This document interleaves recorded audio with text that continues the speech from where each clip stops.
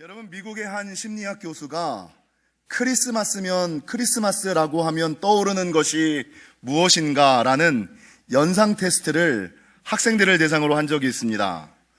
어떤 학생은 크리스마스 하면 캐롤이 떠오른다. 어떤 학생은 크리스마스 하면 산타가 떠오른다.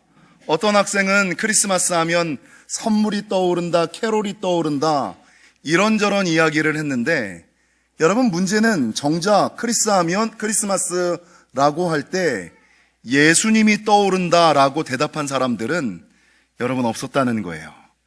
그래서 여러분, 사실 성탄절은, 크리스마스는 예수님의 탄생을 기억하고 기념하며 축복하고 예배하는 날이잖아요. 그래서 오늘은 성탄절과 관련하여 기억해야지 되는 성탄절의 유래와 의미에 대해서 간단히 살펴보고 넘어가고자 합니다. 성탄절에 대하여 궁금해하는 어떤 사람들은, 목사님, 사실 예수님의 생일이 12월 25일이 아니잖아요. 조금 더 아는 사람들은, 목사님, 성탄절은 사실 태양신을 섬기던 이교도들의 동지축제 아닙니까? 라고 말하는 사람들이 많이 있어요. 예, 맞습니다. 여러분, 성경에 예수님의 생일이 언제라고 분명히 나와 있지 않습니다.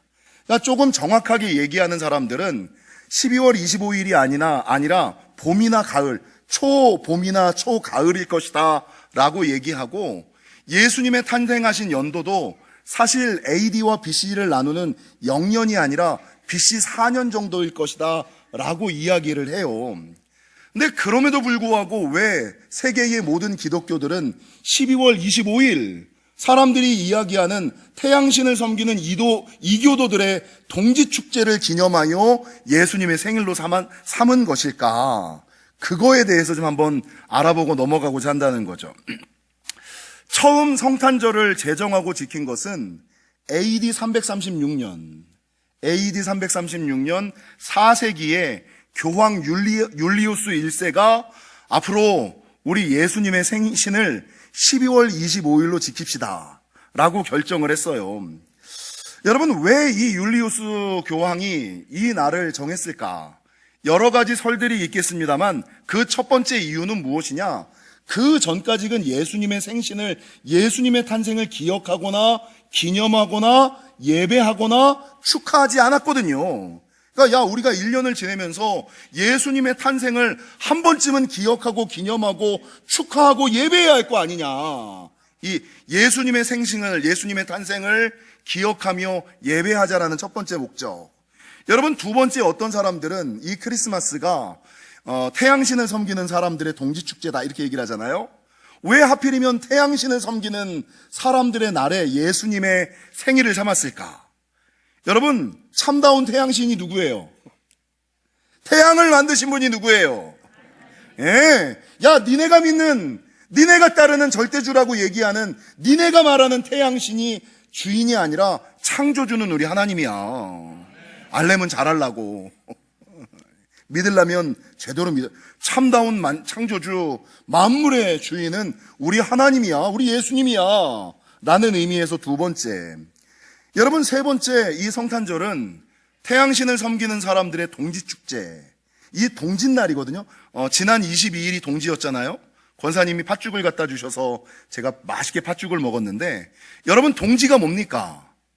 1년 중에 밤이 제일 길고 낮이 제일 짧은, 요걸 동지 아닙니까? 근데 왜 하필 동짓날 예수님의 생신으로 정했을까? 여러분, 우리 예수님은 길고 긴 어둠과 길고 긴 추위를 몰아내고 빛을 가져오시는 분, 따스함을 가져오시는 분, 온기를 가져오시는 분이다 라는 요 세 가지 의미. 예수님의 탄생을 기억하고 기념하고 예배하고자 하는 목적. 세상에 이런 신 저런 신을 믿는 사람들이 많지만 참된 신은 하나님이야. 세 번째, 여러분, 우리 예수님은 세상에 빛을 가져오시는 분, 세상에 따스한 온기를 가져오시는 분, 생명을 가지고 오시는 분이야 라는 세 가지 의미로 12월 25일을 기념하여 예수님의 탄생을 예배하는 것임을 기억하시고, 여러분, 그러면 성탄절의 유래는 이렇게 말씀을 드리고, 산타와 선물의 유래도 한번 말씀드릴까요? 옛날에 어느 깊은 산골에 할아버지와 어떤 손자가 둘이 살고 있었어요. 근데 이 손자가 할아버지랑 산속에서 깊이 살아가다 보니 먹을 게 별로 없는 거예요. 근데 고기가 너무 먹고 싶어. 근데 할아버지가 고기를 사다 주지를 않아. 그냥 고기가 먹고 싶은데 어떻게 할까를 고민하다가 하루는 할아버지 몰래 닭장에서 닭을 한 마리를 잡았어. 그래서 이거를 산으로 올라가가지고 불을 피워서 고기를 구워 먹는 거야. 근데 고기를 구워 먹은 것까지는 좋았는데 이 불이 산불로 번져버리는 거예요. 그러니까 이 어린 소년이 너무나 당황해서 이 불을 아무리 끄려고 노력을 해도 이게 안 꺼지는 거야. 그러니까 자기가 막 노력을 해도 끄려고 노력을 해도 꺼지지 않으니까 하다못해 할아버지한테 혼나더라도 이거 얘기해야겠다 라고 막 자기 집으로 가서 방문을 벌컥 열면서 자기의 할아버지에게 뭐라 그럽니까? 산타 할아버지,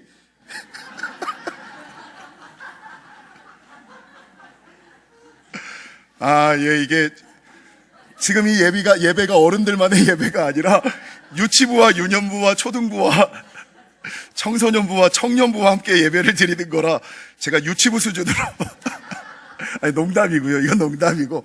그래서 산타 할아버지가 됐다라는 거는 농담이고 웃으라고 하신 얘기고, 우리 아이들 어른 설교 듣기가 너무 힘들까봐 좀 웃으라고. 야, 니네 집에 들어가서 웃길 거다. 지금은 저게 무슨 아재 개그냐. 화장실 가서 저녁 먹을 때쯤 웃길 거야. 유치부들, 우리 초등부들, 청소년부.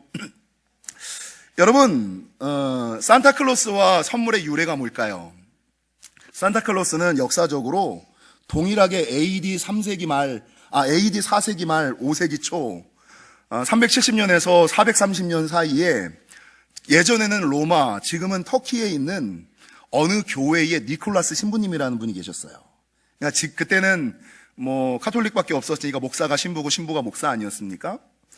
근데 이 니콜라스 신부님이 목회를 하다 보니까 주변에 너무나 추운 겨울이 됐는데 힘들고 어려운 사람들이 많은 거예요. 그러니까 추운 겨울을 이 사람들이 나는 게 너무 힘들고 어려우니 자기가 가지고 있는 물질을 가지고 구제하는 일을 했어요.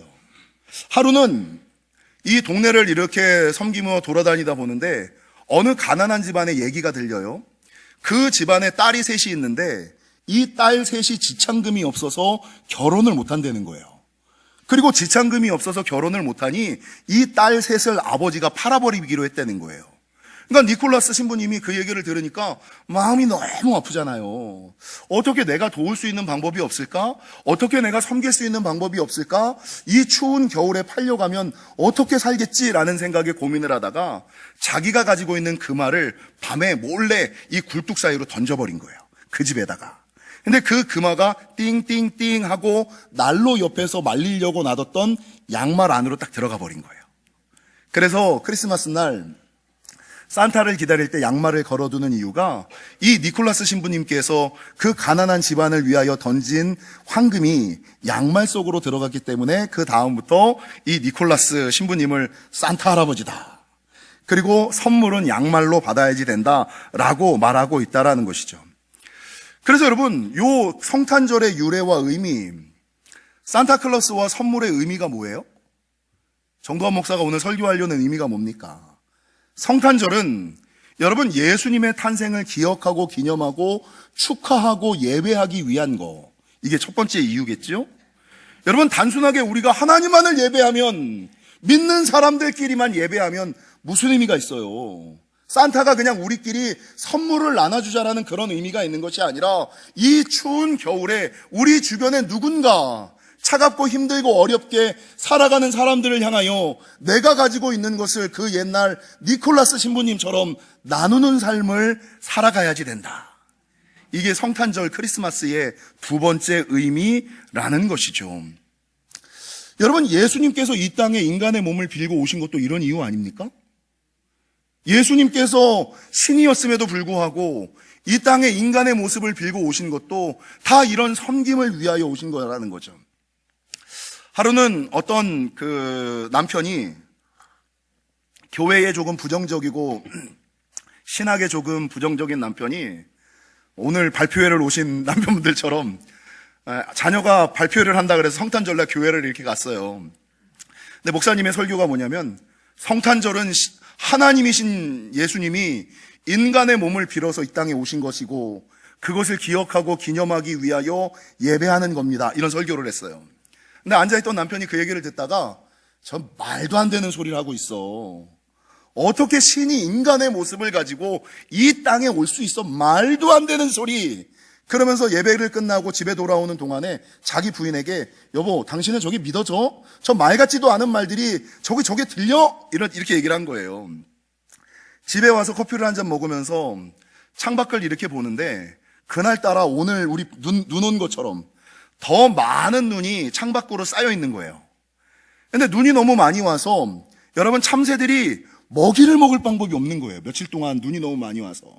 그러니까 이 참새들이 창밖에 와서 내려앉아서 땅을 막 파기는 하는데 이게 뭐 눈이 덮여 있으니 뭐 먹을 거를 찾을 수 있는 방법이 전혀 없잖아요. 그러니까 크리스마스고 크리스마스의 정신은 나눔이라 그러니 나도 저 새를 위하여 뭔가를 좀 나눠줬으면 좋겠다. 집에서 좁쌀을 좀 구해가지고 이 새들에게 주려고 먹이로 주려고 새들에게 가까이 갔어. 근데 이 새들이 이 사람의 인기척을 듣고 푸툭푸툭 날아가 버리는 거예요. 그러니까 이 사람이 뭐라고 하면 아니야 날아가지 마. 나는 너희를 잡으려고 하는 게 아니야. 내가 너희에게 먹이를 주려고 다가온 거야. 아니 나는 좋은 의도로 왔는데 왜 니네는 나를 무서워하면서 도망가지? 왜 날아가지? 이렇게 얘기를 한 거예요. 근데 그 순간에 이 남편의 머리에 어떤 생각이 딱 스쳤냐면 내가 만약에 새의 모습으로 왔으면 제 새들이 날아가지 않았을 텐데 다른 모습으로 왔기 때문에 새가 날아간 거야. 하나님도 하나님의 모습으로 우리에게 왔으면 인간들이 도망갈까 봐 친히 인간의 몸을 빚고 이 땅에 오신 것이 아닐까? 이 생각이 드는 거예요. 여러분, 그 다음부터 하나님이 인간의 몸을 빚고 이 땅에 오셨다는 사실이 왜 오셨는지 도망가지 말라고 우리 옆 사람 얘기하겠습니다. 도망가지 맙시다. 무서워하지 맙시다. 두려워하지 맙시다.